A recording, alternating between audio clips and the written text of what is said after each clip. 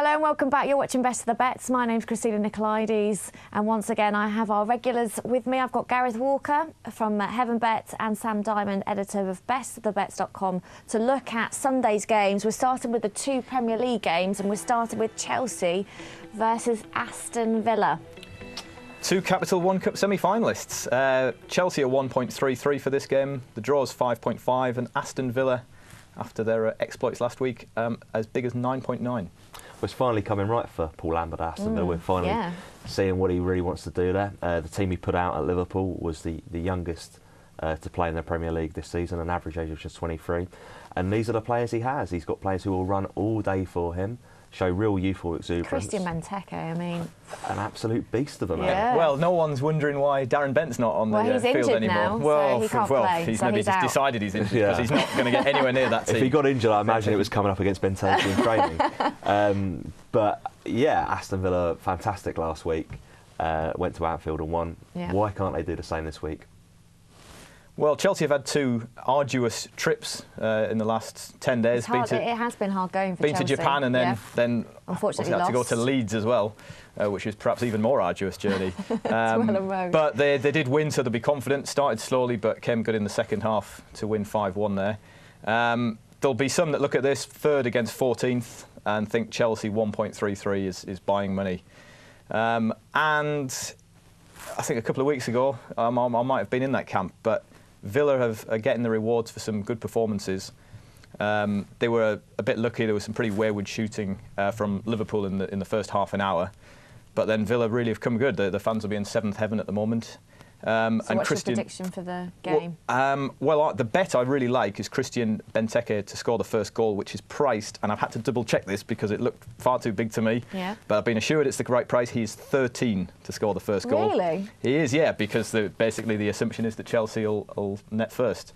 But if Villa net, you'd have to think Benteke's got to have a real shout of it. So yeah, 13 is... Yeah, I quite like that as well, and I think it could well be the only goal of the game. We know how Villa like to keep it tight early on. It's now just 2 goals in 15 games. They haven't only conceded 2 first-half goals in that time.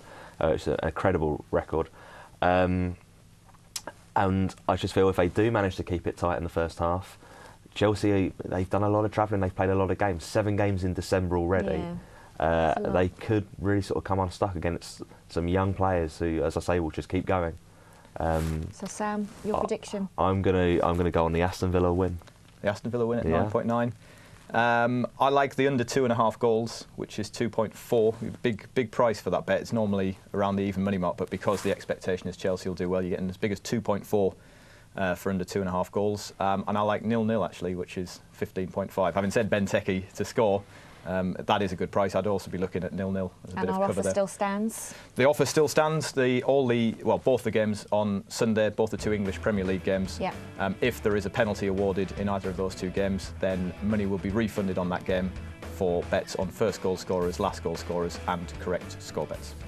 OK, our next game is Swansea versus Manchester United. We're going to start with Mike Holden from Best of the Bets and find out what he has to say about this particular game. I do think it's a good time for United to be going to Swansea this weekend. I think this was a real banana skin had this game been about 3-4 weeks ago.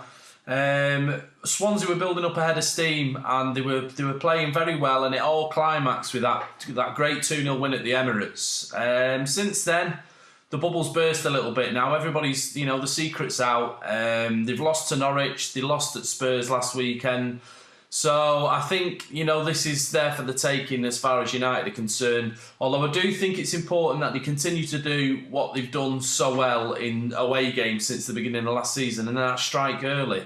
Make sure they win the first half, and I think the rest of the game will take care of itself, because they do manage games well, United, in the second half if they're winning, but they do tend to run into problems. If they don't score early enough, they don't make the breakthrough, and they don't play the game on their terms. We've seen them come unstuck at quite a few places, and that's the danger for United. I think they do need to strike early. So for me, it's a case of backing the United double result rather than the match betting, or just back them to win the first half, because Swansea do have this excellent second half record, and although it didn't work out that way last week at Tottenham, it still serves as fair warning. Right, so we've just heard from Mike Holden. What do we think about the game? Swansea versus Manchester United. Man United, of course, top of the Premiership. Yeah, and they're 1.7 to win this game at the Liberty Stadium. Swansea 5.2 and the draw 4.1. I think the bets that Mike was looking at there, the United to win the first half, so it doesn't matter what happens in the second half, but just to be ahead at half-time is 2.15. Which I think they will be. Yeah, I think he prefers that to the outright on United. And the half-time full-time, which is 2.4 for United to be ahead half-time and to be ahead full-time. I was a little bit disappointed with Swansea at Tottenham last week. I felt they set up in quite a defensive manner. Well, I did feel the same watching the game, but then on reflection, that was basically the model that they've had decent success with in their other games against the big teams. They got a draw at home to Chelsea, having been very defensive for the first hour, could have won that one. They were very defensive at the Etihad against City, and it was a Tevez wonder goal that beat them. Their plan worked to perfection at the Emirates to beat Arsenal 2-0. So last week was the most disappointing one. Well, this is the reason why I like a certain bet this weekend. I like the both teams not to score. It's 2.15. It's the biggest price on the Premier League card this weekend for that particular bet.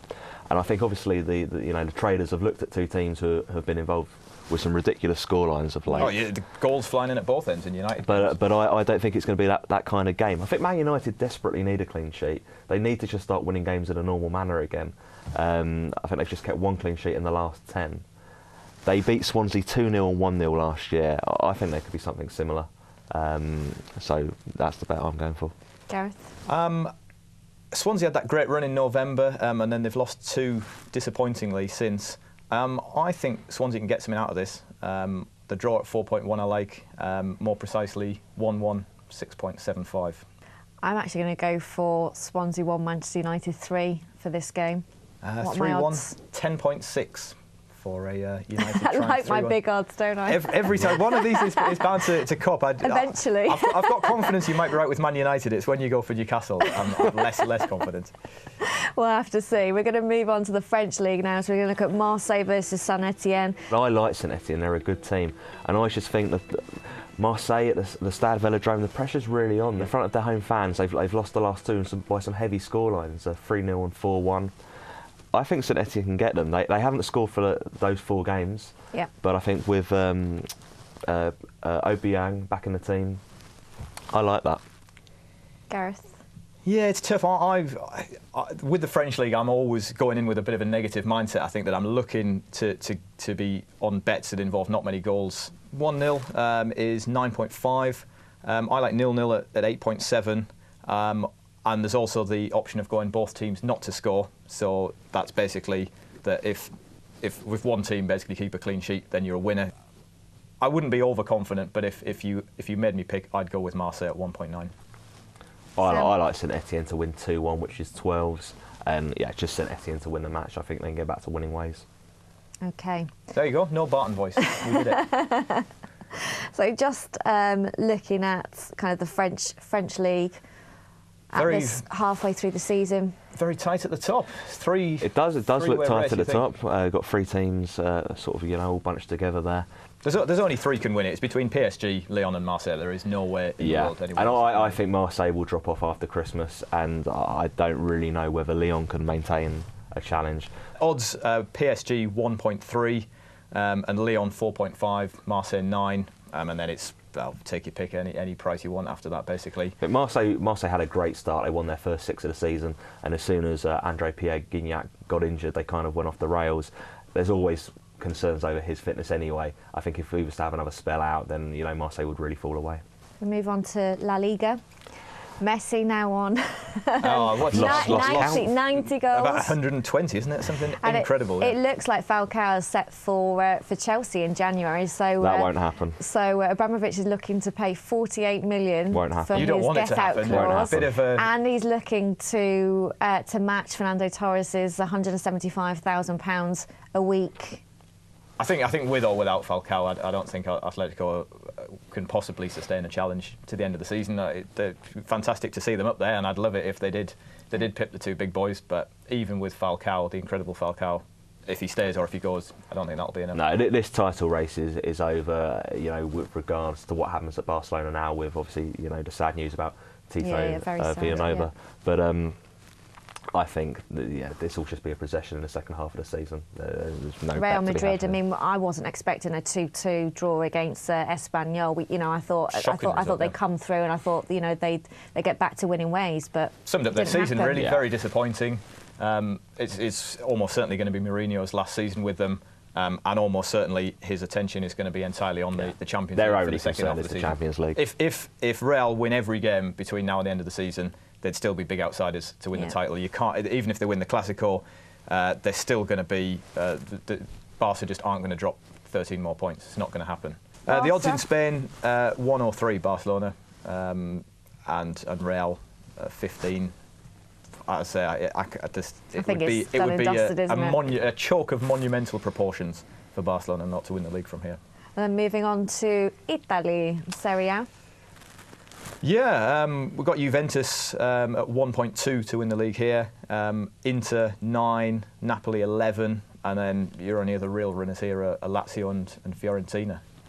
Sam. And it's that Fiorentina team that I do like. It's not just because of a massive man crush on Vincenzo Montella. They've been a fantastic team to watch. And the one thing they don't have is any European distractions. Yeah. Juventus, 7 points clear again, and rightly odds-on favourites. But they're not as invincible as last year when they went unbeaten, because again they didn't have any European concerns. So, is they're trying to try and find value there? Then I think you have to look elsewhere. Inter, they're going okay. But they dropped too many silly points. Yeah. Napoli have just been hit with a 2-point deduction, which isn't going to help morale. And they also lose a lot of games against the teams around them. So I think if you're going to have a bet, it may well be worth going with Fiorentina. Speculative, go on Fiorentina. I mean, I always look at these prices, 1.2. I'd always be looking for an angle to oppose them. To me, there's an opportunity to find some value somewhere else. And the one thing that you could envisage being a factor here is if Juventus go deep in the Champions League, get a good run going there, and then suddenly they've got big games midweek, and then clashing with big games at the weekend. I mean, Inter won't have any real won't be taking the Europa League seriously, so I guess they're the team that could challenge. So I'd go with them at 9 at the prices. In the hope that Juventus get carried away with a good European run. Bundesliga. Yeah, Bayern Munich absolutely stormed to became autumn champions in record time this season. Yeah. They go on with quite a formidable lead. They did have a lead at this stage of the season last year. It was only 3 points then, but there's no way they're dropping the title this time round. Borussia Dortmund, fantastic team to watch, have been, rightly got plaudits this season from people who've seen them in the Champions League. But I think that's where their priority has lied, because they were poor in the competition last year.